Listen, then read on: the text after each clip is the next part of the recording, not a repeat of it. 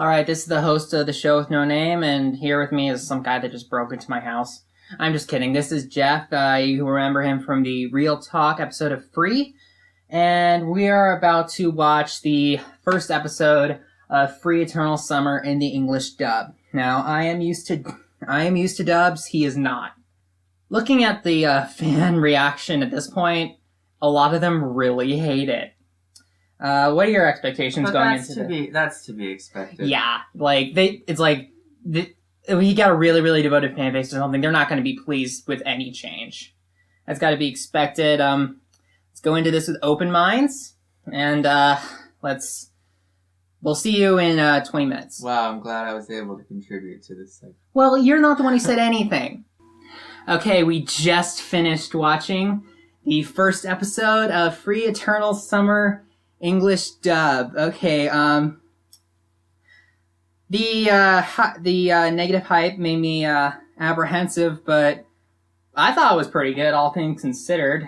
Jeff felt like he was watching Digimon. No, you took that out of context. When the girls were talking, when Amakata and Caitlin were talking in the relay, there was that one moment where they sounded like Zoe from Digimon Frontier. He means the part where Caitlin Glass and Jamie Marchi were talking to each other about Ray swimming freestyle. Alright, let's go down the characters one by one, starting out with Johnny Young Bosch as Makoto Tachibana. His voice isn't soft enough. I actually thought he did a pretty good job. The main thing I know him from is Sengoku Basara, and he's the one who's and he does a lot of yelling in that show. Your Lordship! But, other than that, I really don't know too much with him, but I actually thought he did pretty good. No, I mean, it was better than it could have been, but, Makoto's main trademark thing was that he was really soft and just soft-spoken and... Well, I think my main thing is that he was just a really sweet guy, and I'd say that's the impression I got from Bosch, a really sweet guy. No. You saw him, he played a similar kind of character as Yukio in Blue Exorcist dub. I thought he did a pretty good job here. And next up, probably the most controversial casting choice they made, Todd Haberkorn as Haruka Nanase. I didn't like it. I mean, again, you can elaborate. It wasn't as bad as it could have been, but Haru... Actually, I think Todd's voice has too much inherent, I don't want to use the word personality, because I've talked to you about Haru does have a personality, but Todd's voice has too much personality, inherent in it, to really give Haru justice. Haru is really supposed to be flat. I told this to Jeff already. In the show Ghost Hunt, he plays pretty much the exact same character. They're so alike they rhyme. Naru from Ghost Hunt. And that's exactly the same performance he gave here. And I think this is one I definitely think could have been better if it was given to somebody else. Maybe Chris Patton or even a Micah Solzad. No, I don't know any of these names, so whatever. Well, okay, and next up is Greg Aris as Nagisa Hazuki.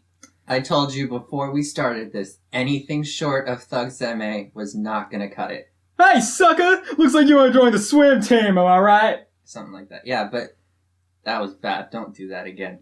But, yeah, no. And I think most people... Because the only time that we've ever seen English voices come out of their mouth was with Octopimp's 50% off, and it's incredible. It's hilarious. But I think you've created this expectation for me of Nagisa being this awesome, black man, and now he's not again. Well, so I think that sad. Out of everybody on Funimation, the one that they got consistently sounding like a kid, like a male kid, that's a guy, is Greg Aris. Well, I mean, I don't doubt their casting strategy. I'm just saying this is one character where I don't think you're ever going to get satisfaction out of, because Greg Aris is probably the only person they realistically could have cast as Nagisa. They should have given Octopimp a call. He probably would have loved to voice it. Maybe Joel McDonald, but that's a 1 in 100 chance. Because he did Jacuzzi Splot really well. And then we got J. Michael Tatum as Rei Ryugazaki. To me, he sounded somewhere in between Sebastian Michaels and Okabe from Steins Gate. I thought it was pretty good. I don't know what that means, but he was fine. He sounded like Kyoya, which is kind of what everyone thought he was going to sound like. J. Michael Tatum, as far as I know, he's not British. But there's like some British in his voice the entire time. And it was just odd hearing that. I think that was a pretty good casting. Next up is Jamie Marchi as Go Matsuoka. They got a lot of really great women over at Funimation. But and I'm usually not the one to point this out, and I'm annoyed when other people kind of try to point this out. But Jamie Marchi and Caitlin Glass sounded exactly the same. I said to him previously that in a Sankareya, Go's actor Jamie Marchi did a really good job playing a teenager, and she sounded like that here, and she was really funny. But I will acknowledge that Caitlin Glass probably wasn't the best person to pick to play such a noticeably older character. I don't know who else they could have gotten, but I'll get back to you on that. Then we got Vic Mignogna as Rin Matsuoka. They knocked it out of the park. That is, I think we both agree that was probably the best casting choice, according to what we just saw. I'd have to rethink that. It was not nearly as bad as I thought it was going to be. I mean, he said at one point, I feel like the only voice they got right was Vic. I can speak for myself, thank you. Am I not allowed to quote you? All right, fine. But, it was definitely, I think, the closest. And I know that a lot of people are really upset or whatever, but I think, just watching it, I think that was the closest one that they got. Yeah.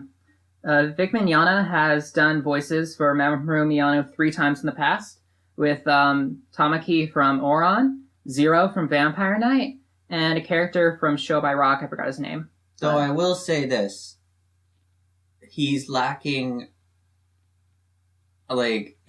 he's lacking this fire. Believe it or not, I was actually thinking that Vic Mignogna was pulling back a little bit too much. Yeah, he's lacking some drive. It was actually a little bit more like Zero than I thought it was going to be. And then you think, I've seen so many stuff where he was in, stuff like Kurz Weber or Yukito from Air or Sugino, I think, from Tactics, where he's just, so goofy. And I'm thinking, there could have been a little bit more. This episode really hasn't given him a lot of stuff to do for this one. I'm looking forward, intensely for episode 4, because that's one of my favorite episodes of the entire show. And then we didn't hear much, but Josh Grell as Nitori. His voice is noticeably lower than Vic's. And that is hilarious to me. What did you think? Nitori's voice, I don't know, it was fine because, he definitely sounded like Yukiteru from Future Diary. And I guess that was kind of the point, because that was one of the youngest characters he's played. Believe it or not, Josh Grell actually has a really huge range. There were a lot of times when I was watching it, and I'm like, oh my gosh, is that Josh? Because, for example, in Psycho-Pass, he played that inspector turned enforcer, and I was like, really? Because he was, so serious and so old sounding. But, maybe I could have given this one to someone else, I don't know, Austin Tyndall, maybe? Or one of the girls they get to do. Brina Palencia and Colin Klingenberg can do male voices on a good day, but the one who consistently is really good at it is Maxie Whitehead. You know what? I think that there's still I'm gonna edit my thing on Rin. I think we're doing live editing, people. Vic Mignogna probably wasn't the best choice for Rin. I think when he did it, it wasn't as bad as I thought it was gonna be, but I think they should have cast him as Kiss-To-Me. And then they could have gotten him in there, and then he would have been one episode, and it would have been a perfect character for him. And then... Why Kisumi? Because he's I thought you said that the one person you cast him as was Momo. No, I rethought that. Again, stop quoting me! Gosh. But, no, Kiss-To-Me. Yeah, Vic Mignogna Kiss-To-Me, and then he's not part of it anymore, and then everyone will be happy. Let's talk about Christopher Sabat as the old Coach Sasabe, Jeff was like, "That's so Patrick Warburton." Both of us know this guy really well as Alex Louise Armstrong. I think he was pretty good here. No, it was good, but he also there was because Coach Sasabe had a little bit more fire in him in Japanese, I think. But well, this is the guy who's General Armstrong. We know he's got fire in him. Oh yeah, but don't bet on the fact that I know you have fire in you somewhere. And it's not I don't want a roaring fire. He needed a little extra something. For a performance that we don't agree with, for actors that we know can do stuff that we want them to do, you should always think about the director. Okay, give me an ad. I'm going to really quick look up who directed this. Jerry Jewell directed this. I haven't seen anything he's directed except for one, and that was Kami-sama Kiss, and that show was pretty funny, I would say. I really think that that one thing that they could have done better was that they could have they didn't seem to be having as much fun as they probably could have. It's the first episode. It's hard to make generalizations at this point, but it's definitely not to think about. And let's talk about the moments that made us laugh. Oh my gosh. I told Jeff, it's apparently, according to fans, they use the words like bro and dude and man a lot. Well, I mean, and he was like, oh my god, but they because it's a colloquialism. They're putting it in English, they're not gonna make it all formal and. Well, they kept stuff like senpai in the Oron things, right? Well, I don't know. However they choose to render it into English is just that's how they do it. And for all the people who have been complaining about the pronunciation, Jeff is the single biggest pronunciation Nazi I've ever met. How do you think that the that the pronunciation of Japanese words was in this? The vowels were right, the stress was wrong, and the accent was wrong, which is why it sounded so weird. I think that they should have used. They said and I usually don't say things like this, but I feel like they should have used English vowels and English pronunciation for the place names and the given names, just because your cadence changes. Yeah. When you speak another language, in the middle of it, it just sounded very awkward and very not technically wrong, but it is not technically wrong. It stands improvement. It's just it just sounds weird because it's put into a place where it doesn't actually fit in as well. The only two things that I noticed that they pronounced noticeably differently than from the Japanese one is Rin. They definitely a little bit longer. It's like Rin, and Samezuka is Samezuka. There isn't really there isn't really a whole lot of stressed and unstressed syllables in Japanese, so I guess just kind of how they saw it work. It's really hard to do a dub where, some dubs are easier to make than others. Say something like, Bacano or Blood Blockade Battlefront, where it's all, very, American, or something like, say, Unbreakable Machine Doll or The Black Butler. These people aren't in Japan. They live somewhere else. It's actually a lot easier to fit in. But for something that actually takes place in Japan and has the Japanese cultures, that's something that's harder to translate, because the way that they work is very different. That's why stuff like, that's why a lot of the really best dubs, stuff like Bacano or Steins Gate, is stuff where it's very, where it's not, I wouldn't say without region, but it's a little bit more universal. This is not quite, this isn't, it's not incredibly Japanese, but it's not exactly the most un-Japanese show that they've had to do a dub for. I would say that, okay, well, what would you say is your favorite casting out of all the ones you saw? Do I have to pick a favorite? Yes. Oh, wait, no, the captain was good. The captain, I feel like they got right. I am so happy that I was proven right. Vic Mignogna knocked it out of the park with Rin. And let's talk about the one that we felt was the most lacking. What would you say? Haru, yeah.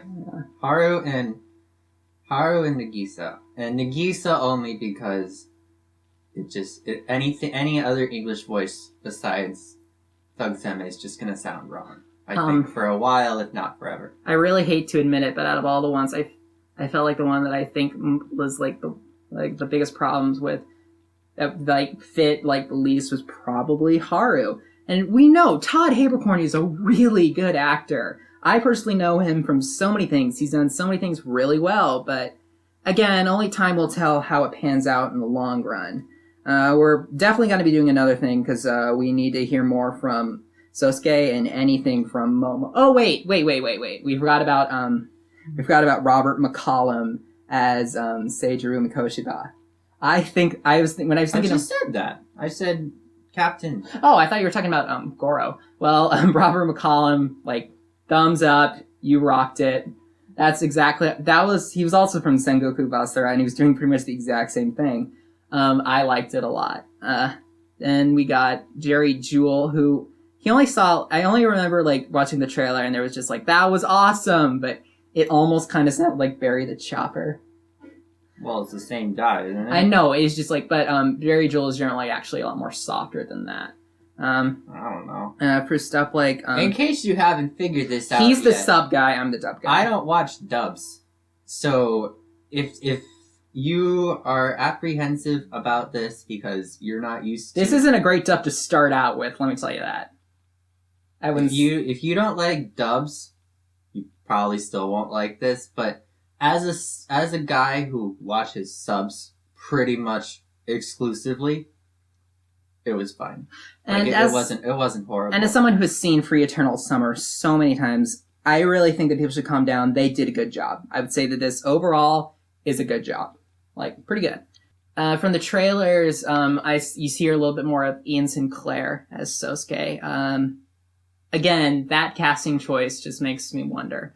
We're gonna do another one of these on the next episode because there's more characters introduced there. But for now, I think that's it. Anything else you want to add? No, but I need to talk to you about No Game No Life. We need to have a real talk about that. Okay, but you do not understand what's going on. All right, well, for now at least we're signing off. Bye.